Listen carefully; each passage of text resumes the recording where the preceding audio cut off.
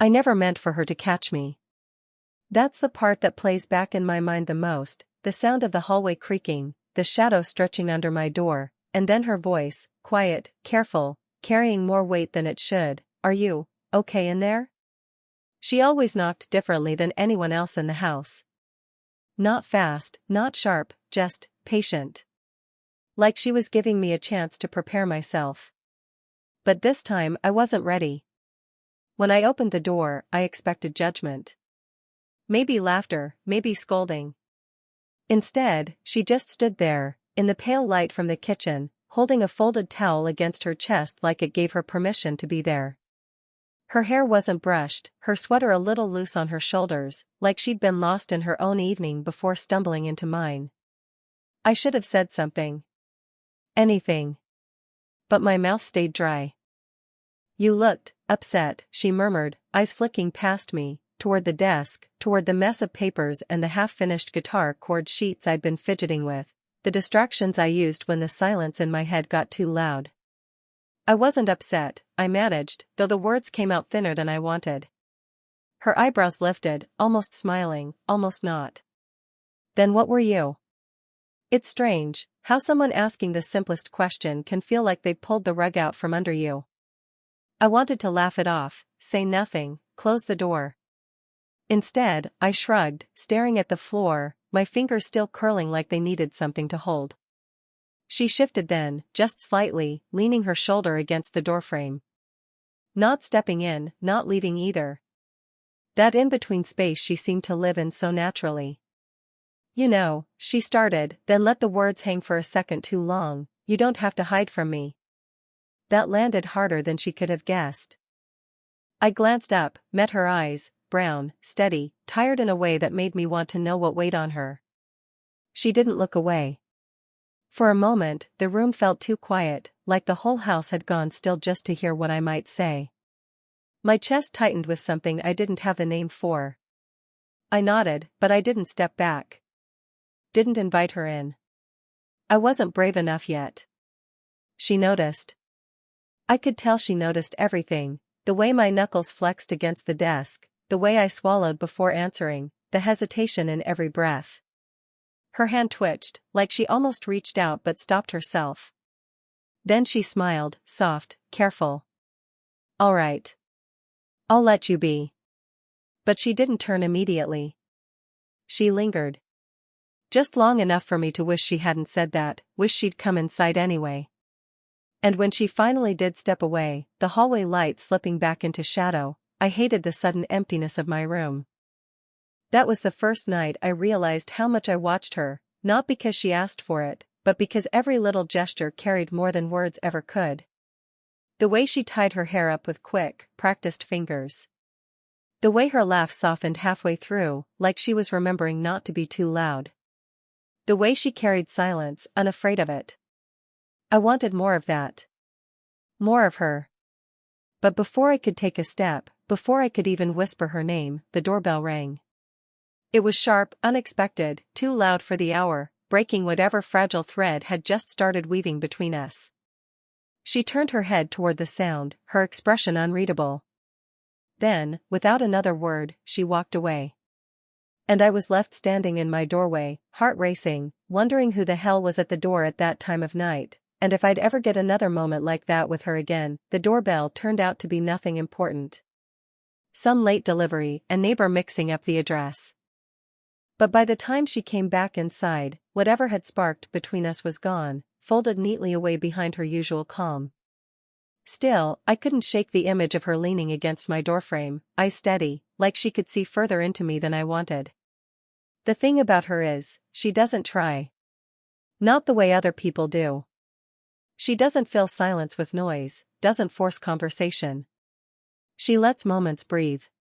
And somehow that made me more restless around her, because the longer I sat with her quiet, the harder it was to keep mine. I didn't know much about her past, not really. My dad never told me details, and she didn't offer them freely. But there were hints, like the framed photo she kept half hidden on the bookshelf, a younger version of her with someone I didn't recognize. Or the nights she'd sit out on the back porch longer than she should, glass of wine in hand, staring like the yard had answers she couldn't find anywhere else. I wondered who she had been before all this. Before the tidy kitchen, the careful tone of voice, the polite dinners with me and my father. One evening, weeks after that night at my door, we found ourselves alone again. Dad was working late. The house was too quiet, the kind of quiet that made you notice every sound. She was folding laundry at the dining table, and I hovered nearby, pretending to look for something in the fridge just to stay close. "You don't have to do all that by yourself," I said finally, pulling out a bottle of water I didn't even want. Her laugh was small, a little bitter. "I've been doing things by myself for a long time." I turned, leaning on the counter. "Before you met him?" She froze for half a second, like she hadn't expected me to ask. Then she kept folding, slower now. "Before a lot of things." That answer sat heavy between us. I wanted to ask more, but I didn't want to push her away. She had walls, maybe not the obvious kind, but the kind you could feel when you tried to get too close. And yet, even with the walls, she noticed me. "Your dad says you're thinking about leaving school," she said suddenly. I stiffened. "He told you that?" She nodded, smoothing out a shirt before stacking it. "He doesn't understand you the way I do. That's all." I didn't know what to do with that. Part of me wanted to be angry, but another part wanted to believe her. Needed to believe her. I walked over without thinking, picked up one of the shirts she'd folded. Our fingers brushed, barely a second, maybe less, but it sent something through me I couldn't ignore. She looked up, and for once, she didn't pull away. Her hand stayed where it was, against mine, until the weight of it made my chest ache. Neither of us said anything. We didn't need to. That was the moment I realized, whatever this was, it wasn't going away. It should have ended with that brush of our hands. It didn't. In the days after, I replayed it more times than I could count. The softness of her skin, the pause that stretched too long, the way her eyes didn't move until I did. But we never spoke of it. She folded laundry, I pretended to study, and the silence between us grew heavier, charged, like a storm waiting. Then one night, Dad came home early. I was in the living room with her, close enough that I could smell the faint trace of her lotion. We weren't touching, not even close, but the air between us had shifted. I was about to say something I knew I shouldn't when the front door unlocked. She flinched.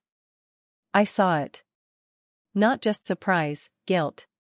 Dad walked in, dropped his keys on the table, glanced at us. Nothing suspicious on the surface. Just me on the couch, her in the armchair. But I felt the blood drain from my face, like we'd already been caught. "Quiet night?" he asked, pulling off his jacket. She hummed, too quickly. "Laundry's done." He looked at her for a moment longer than usual, then at me. I forced a casual stretch, muttered something about needing water, and escaped to the kitchen. My hand shook so badly I nearly dropped the glass. From the other room, their voices floated, small, ordinary exchanges. But every word scraped against me, because I knew I was hiding something. We both were.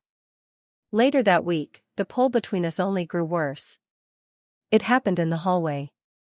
She was reaching up to fix a picture frame, standing on her toes. I stopped beside her, pretending to glance at the crooked frame. My hand lifted before I could stop it, steadying her waist so she wouldn't slip. She froze. So did I. Her shirt was soft beneath my fingers, her breath caught. The closeness was unbearable, her scent, her warmth, the tremor in her voice when she whispered, "Don't." But she didn't move away.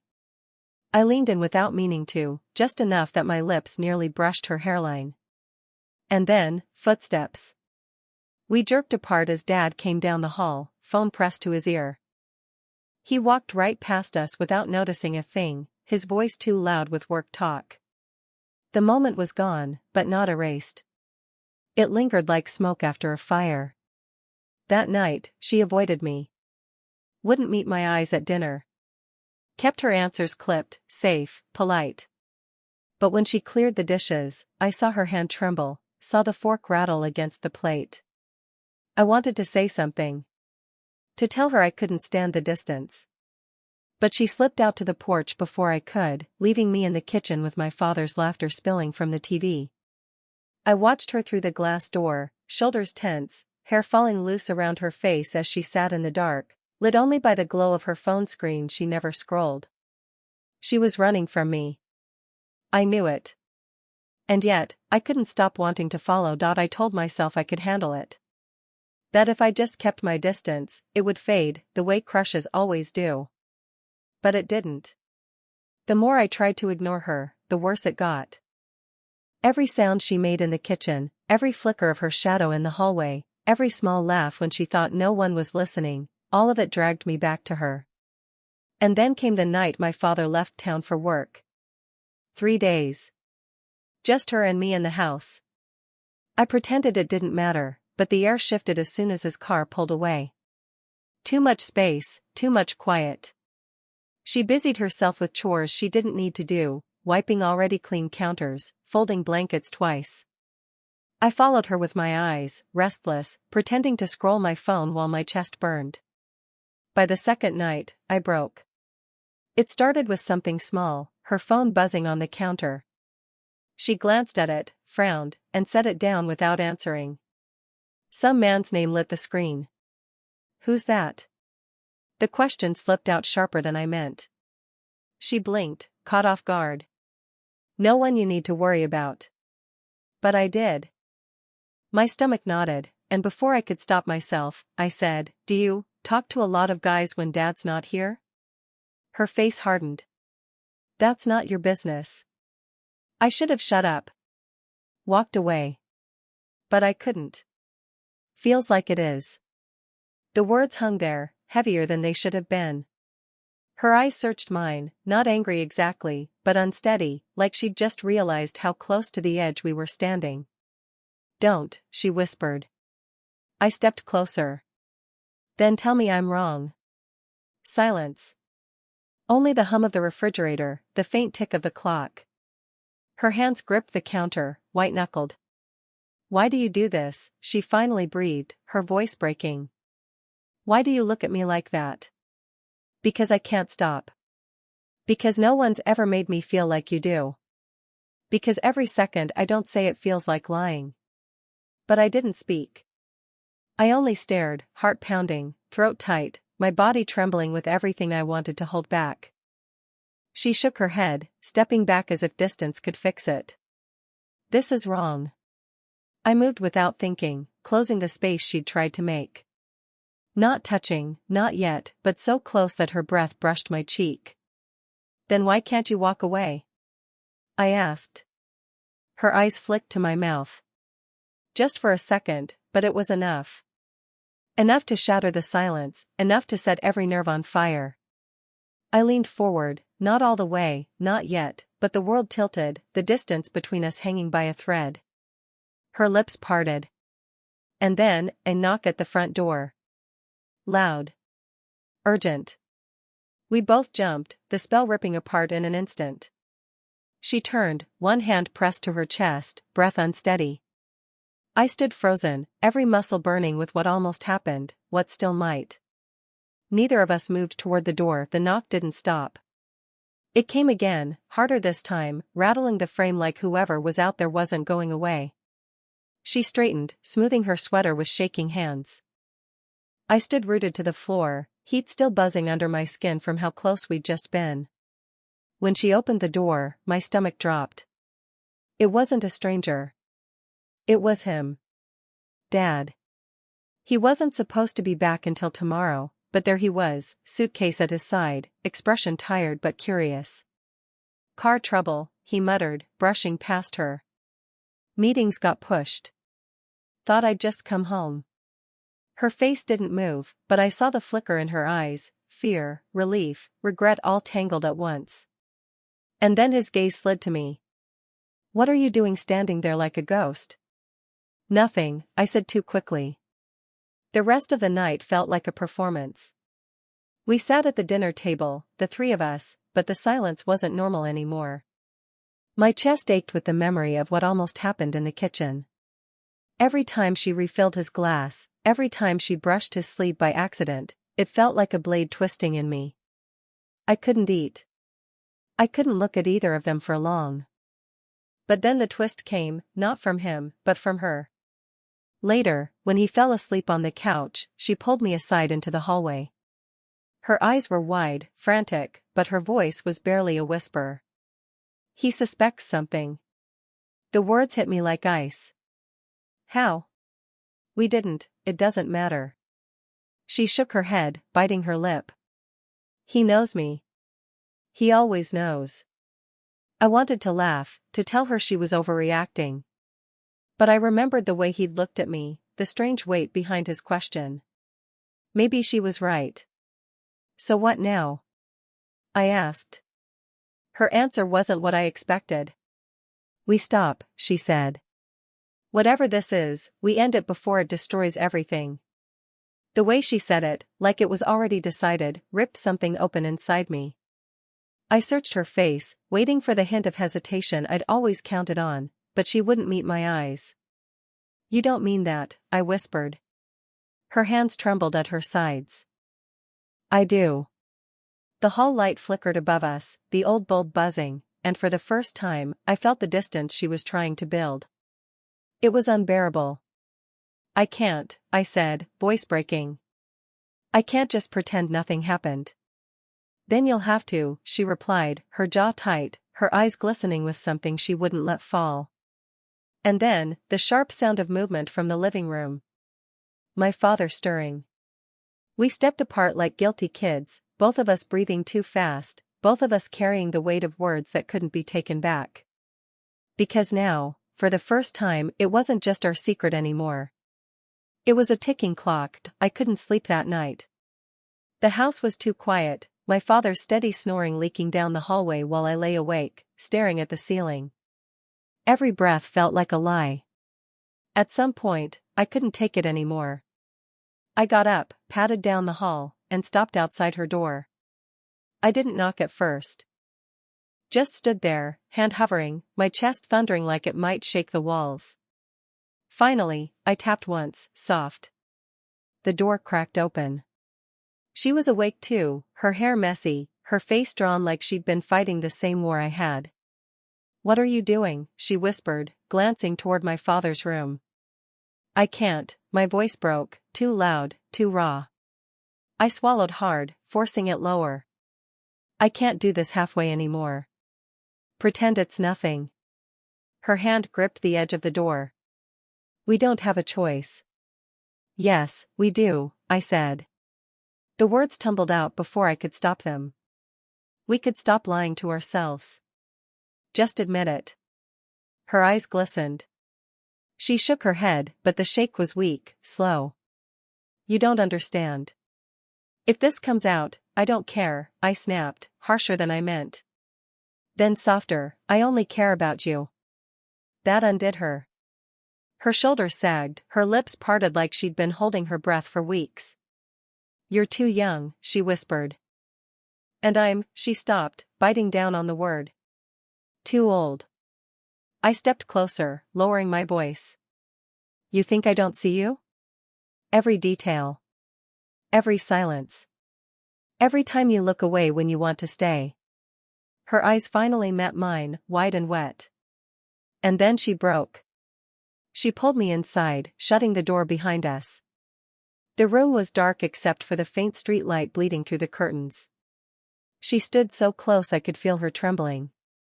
"This is wrong," she whispered again, but her voice cracked on the last word. "Then stop me," I said. She didn't. For a long moment we just stood there, breathing each other in, neither brave enough to close the final distance. My hands twitched at my sides, desperate to reach for her but afraid to ruin it. And then, finally, her hand found mine. Just a brush, fingers sliding against fingers, but it was enough to collapse everything we'd been holding back. I leaned in, too fast, too reckless, and our foreheads touched, not even a kiss, just contact, raw and trembling. Her breath shuddered against my lips. "I can't promise you anything," she whispered. "I don't want a promise," I whispered back. "I just want you." The silence after was unbearable, sacred. And then, footsteps in the hall. We tore apart as the sound grew closer. My father's cough, the shuffle of his slippers. Her face twisted in panic, but her hand squeezed mine once, hard, before she let go. The door stayed shut, our secret intact, but barely. And I knew, whatever happened next, we'd crossed a line that could never be uncrossed. The next morning, nothing looked different. The house still smelled like coffee. My father still read the paper at the table, half distracted, muttering about bills and deadlines. She still moved around the kitchen like she always did, sleeves pushed up, hair tied back. But under the surface, everything had changed. When her eyes brushed mine, I felt the echo of last night, her hand gripping mine in the dark, the almost kiss, the tremble of her breath against my lips. We hadn't been caught, not exactly. But we were past the point of pretending anymore. I tried to eat, but my stomach wouldn't settle. My father kept talking, oblivious, while I kept sneaking glances at her, wondering if she was as torn apart inside as I was. And then she made the choice. She put down the plate she was drying, leaned against the counter, and said softly, "We need to talk." My father looked up, surprised. "Now?" Her eyes flicked to me, just a flicker, enough to send a shock through my chest. "Not with you," she said. That silence was worse than yelling. My father blinked, confused, then shrugged. "Fine. I've got a call anyway." He left the room, phone in hand, never once suspecting the storm brewing inches from where he'd just stood. When it was just us, she spoke quietly, but every word cut. "This can't keep happening," she said. "It's not fair to him. It's not fair to you." The part of me that wanted to be strong crumbled. What if it's the only thing that feels real? She froze, her lips parting, her breath shaky. For a long moment, she didn't answer. Then she whispered, "Don't make this harder." I stepped closer, my voice breaking. "You think I can just walk away? Forget it? Forget you?" Her hand trembled against the counter. I saw her fighting herself, every muscle tight, every breath uneven. She looked older and younger all at once, weary from years of holding back, alive from the weight of what she couldn't deny anymore. Finally, she turned to me. Not with words this time, but with her eyes. And in them, I saw everything: regret, longing, shame, desire. She didn't move when I reached for her. She didn't stop me when my hand brushed hers again. She didn't turn away when I leaned in. This time, there was no interruption. Our lips met, fragile at first, trembling, then deeper, heavier, as if we both knew there was no going back. When she pulled away, tears streaked her cheeks. "If we do this, we do it knowing everything it could cost." I nodded, my forehead resting against hers. "Then I'll pay it. Whatever it is." The sound of footsteps upstairs made us break apart again, but the decision had already been made. We weren't running anymore. It wasn't perfect. It wasn't safe. But it was ours. And for the first time, I believed that was enough. Did you enjoy the story? What kind of stories would you like to hear next?